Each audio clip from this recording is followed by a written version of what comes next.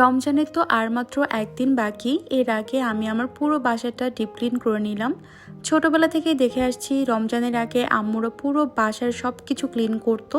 তো এখন আমি আমার সংসারে ঠিক সেটাই করছি। হেল্পিং হ্যান্ড এসে তো প্রতিদিনই রুমটা ক্লিন করে দিয়ে যায়, কিন্তু ফার্নিচারের পেছনে এত ময়লা জমা হয়েছিল। আজকে আমি সব ফার্নিচারগুলো একটু সরিয়ে পুরো রুমটা খুব সুন্দর মতো ক্লিন করে নিয়েছি। আর এই ওয়ালটা কিন্তু আমি নিজের হাতে আসলে নষ্ট করে ফেলেছি। আমি যত ডেকোরেশন করেছি সব এই ওয়ালে করেছি। আর প্রত্যেকবার স্টিকারগুলো তোলার সময় ওয়ালটা এভাবে নষ্ট হয়ে গিয়েছে। তো আমি ভেবেছি এই ওয়ালে আমি একটু ওয়াল স্টিকার লাগিয়ে নিব। আর আমার এই খাটটা যেহেতু ফোমের, এই ফোমের খাটগুলোতে কিন্তু অনেক বেশি ধুলা ময়লা জমা হয়ে এঁটে থাকে। তো বেশ কয়েকদিন হলো এটা আমার ক্লিন করা হয়নি, কালারটাই কেমন যেন একটু ফ্যাকাশে হয়ে গিয়েছিল।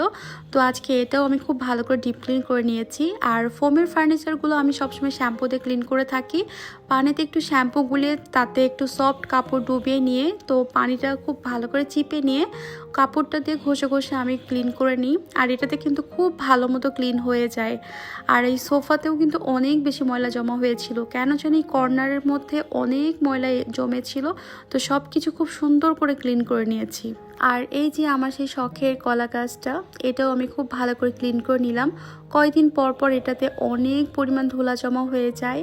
কোনো কিছু আসলে শখ করে কিনলেই হয় না, সেটা যত্নও করতে হয়। কিন্তু শখের জিনিস কিন্তু ক্লিন করতেও কিন্তু বেশ শান্তি লাগে। টুকিটাকি ক্লিন করার মতো যা কিছু ছিল বাসায় সব কিছুই টুকটাক ক্লিন করে নিয়েছি। আর যা কিছু পরিষ্কার করার আমার হেল্পিং হ্যান্ড করে দিয়েছে। আরও কিছু কাজ বাকি আছে, আজকে আসলে কমপ্লিট করতে পারিনি, কালকে করতে হবে। আলমারির ভেতরে কাপড় চোপড় খুবই বাজে অবস্থা, বাট আমি চাচ্ছি রমজানের আগে সব কাজগুলো একদম গুছিয়ে নিতে। অনেক কাজ করেছি, অনেক টায়ার্ড হয়ে গিয়েছিলাম। তারপর শাওয়ার নিয়ে ফ্রেশ হয়ে দেখি আমার হাজব্যান্ড আমার জন্য নাসোস এনেছে।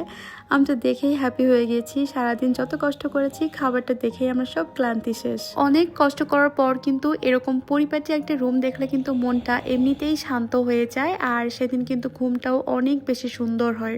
সবাইকে রমজানের অগ্রিম শুভেচ্ছা থাকলো। সবার রমজানটা অনেক ভালোভাবে কাটুক।